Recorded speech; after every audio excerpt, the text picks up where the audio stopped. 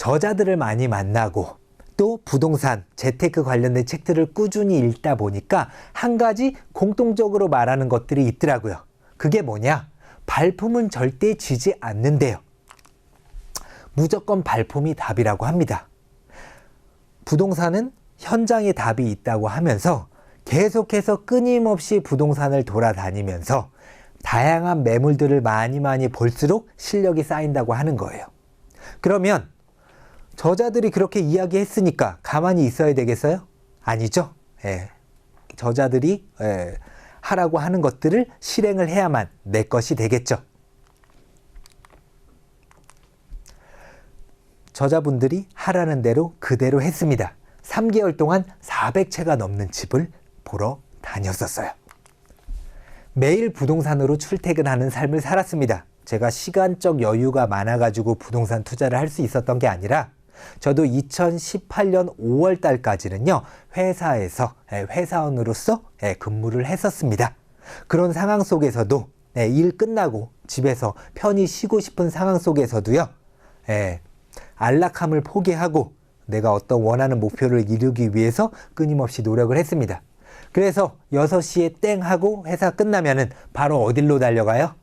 부동산으로 달려갔습니다. 그래서 하루에 집을 5채에서 6채, 7채씩 매일매일 꾸준히 보는 삶을 살았었습니다. 모델하우스를 돌며 아내와 데이트도 했었고요. 데이트 따로, 또 모델하우스라든지 임장하는 것들 따로 하다 보면은 와이프가 서운해할 수 있잖아요. 그래서 모델하우스를 하나 정하고 거기를 다녀오면서 돌아오는 길에 맛있는 맛집에 들려서 맛있는 것들을 먹고 집에 돌아오는 이런 동선을 짰었던 거죠. 그래서 저는 길을 지나가다가 분양이란 현수막이 있는 어떤 빌라가 있으면요, 그냥 무작정 들어가 봅니다. 그래서 뭐 분양을 하고 있는 어떤 대표라든지 어떤 실장들이 있으면 그분들과 대화를 하면서 전세를 끼고 투자 시에 얼마 정도의 금액이 드는지, 또 월세 투자 시에 또 얼마 정도의 투자금이 드는지 그런 것들을 물어보면서 또 다양한 구조의 집들을 보다 보니까 그제서야 집을 보는 안목이 서서히 눈을 뜰 수 있게 되더라고요. 그러면서 또 와이프랑 영등포 쪽에 놀러 갔었는데 또 여의도와 뭐 한강조망 프리미엄, 소담 더블린 오피스텔이 분양을 하더라고요.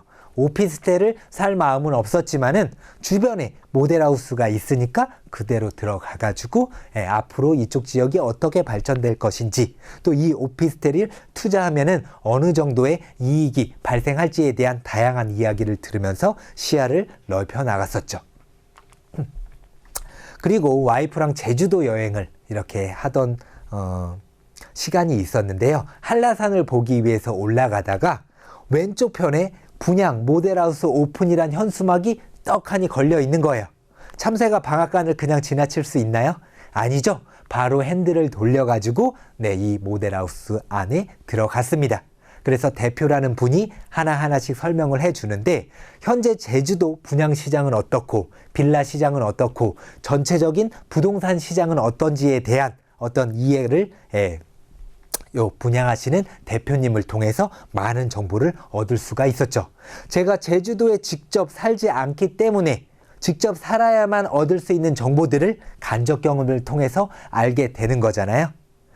투자를 하지는 않았었지만은 어쨌든 제주도의 전반적인 부동산 흐름을 익힐 수 있는 좋은 계기였었습니다.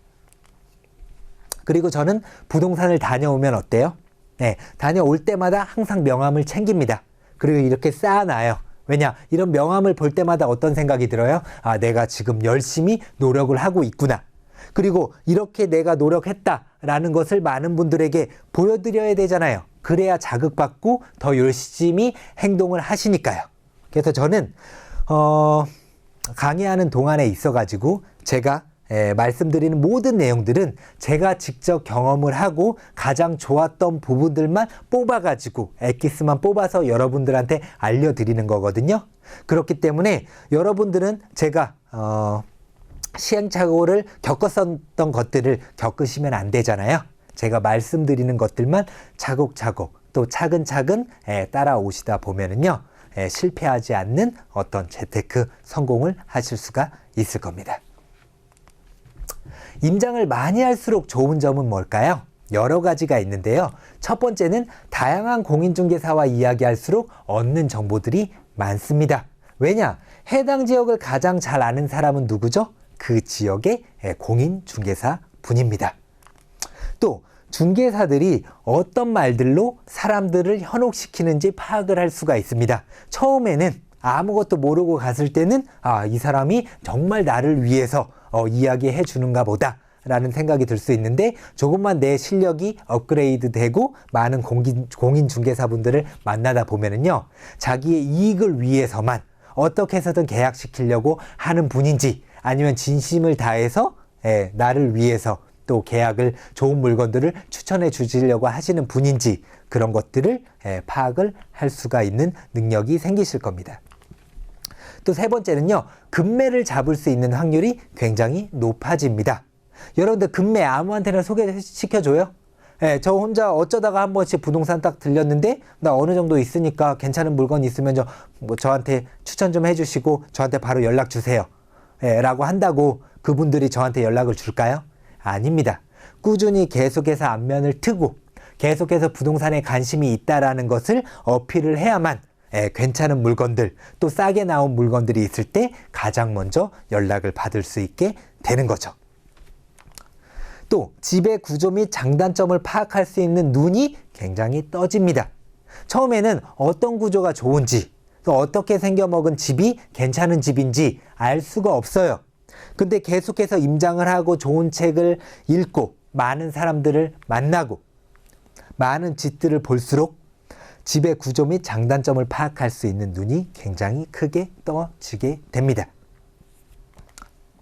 여기서 굉장히 또 중요한 한 가지가 있는데요. 임장할 때는요, 남녀가 함께하면 좋습니다. 왜냐? 제가 초반에는 저 혼자 여러 부동산들을 돌아다니면서 집들을 보여달라고 했었는데요. 뜨내기 손님처럼 보였었나 봐요. 그래서 막 3개 보여달라 할 거 하나밖에 안 보여주고요. 5개 보여달라 할 거 한 2개 정도밖에 안 보여주더라고요. 이러면 안 되겠다 싶어가지고 그때부터 와이프와 함께 부동산을 보러 다녔습니다. 그러면서 우린 신혼부부인데 살 집을 구하려고 왔다. 그래서 집 좀 보여달라고 하면은 신혼부부기 때문에 실소유자라고 생각을 하겠죠. 그렇기 때문에 뭐 3개 보여달랄 거 5개 보여주고 5개 보여달랄 거 10개 보여주고 적극적으로 저희한테 대시를 하더라고요. 어쨌든 꼭 임장할 때 남녀가 함께 아니면 부부끼리 연인끼리 다니는 것을 추천드립니다. 그리고 금매를 잡을 수 있는 확률을 높일 수 있다고 했잖아요. 한 가지 예를 들어서 설명드리도록 할게요. 이건 강남에 있는 나홀로 아파트입니다. 예전에는 요 밑에가 고시원이었어 가지고 굉장히 보기가 안 좋았었는데 지금은 어떤 예쁜 카페로 바뀌었네요. 양재역 더블 역세권이죠. 양재역과 거의 2분 정도 거리에 있는 나홀로 아파트였고요. 초등학교, 중학교, 고등학교, 도곡동에 있는 학교이기 때문에 강남 8학군 학교죠. 그 배후 지역에 있는 아파트였습니다. 근데 제가 요쪽에 빌라를 한 채 가지고 있었는데 전세를 내기 위해서 요쪽 주변에 있는 부동산을 계속해서 들락날락 거렸어요. 그러면서 사장님에게 요쪽에 또 투자할 만한 매물들이 없냐 이렇게 여러 가지 질문들을 드리다 보니까 그분께서 며칠 뒤에 이 물건을 소개를 시켜 주셨던 거예요. 이 물건 같은 경우엔 그때 30평대였었는데요. 7억에 나와 있었던 물건을 부동산 사장님께서 6억까지 깎아 놓으신 거예요. 근데 내가 6억이 없잖아요. 하지만 학군이 좋다 보니까 전세가 5억이었습니다. 내 돈 1억만 가지면 살 수 있는 물건이었어요. 하지만 1억이 없잖아요. 근데 2천만 원은 있었거든요. 근데 앞으로 이런 물건이 개발이 되면 더 가치가 높아지겠지라는 생각이 들면서 주변에 같이 함께 투자할 수 있을 만한 사람들을 찾았었거든요. 근데 5명을 채우지 못해가지고 결국에는 이 아파트를 매입을 하지는 못했었는데요. 2016년도 10월 달에 어떤 분이 6억 4,500에 매입을 하셨더라고요. 나중에 찾아보니까 저는 2016년도 3월 달에 이 물건을 소개를 받았었던 건데요. 지금 현재 3년이란 시간이 흘렀죠. 지금 이 아파트의 가격은 얼마일까요? 최소 7억 5천에서 8억 이상은 갈 수 있습니다. 아까운 것들을 놓치긴 했었지만 그때 만약에 제가 그 물건을 잡았었다고 하면은 2억에서 2억 5천 되는 어떤 차익이 생길 수가 있었잖아요. 그런데 그런 매물을 소개받을 수 있었던 이유도 적극적으로 부동산에 다니면서 다양한 매물들을 소개시켜 달라고 하면서 신뢰를 쌓아놓다 보니까 이런 물건들도 추천을 받을 수가 있었던 겁니다. 네, 그리고 끊임없이 고수들의 강연을 들었습니다. 가고자 하는 길을 가장 빨리 가는 방법은 뭘까요, 여러분들? 가본 사람한테 물어보면 됩니다. 우리가 부산에 가고 싶으면요, 서울에서 부산을 다녀온 사람한테 물어보면 가장 빠른 길을 알려줍니다. 부동산도 똑같습니다. 그래서 2017년도 7월 달부터 부동산 공부를 시작을 하면서 지금까지 강연 들었던 것들을 다 기록을 해놓고 요 기록들을 보면서 계속해서 더 해나갈 수 있는 힘을 얻곤 합니다. 제가 지금까지 1강에서 다양한 어떤 제 사례들을 말씀드렸는데요. 여러분들께서는 딱 3가지만 주의하시고 이 3가지만 실천을 하셨으면 좋겠습니다. 우선 첫 번째는 많은 책을 읽으시고요. 두 번째는 많은 곳들을 임장을 하셨으면 좋겠습니다.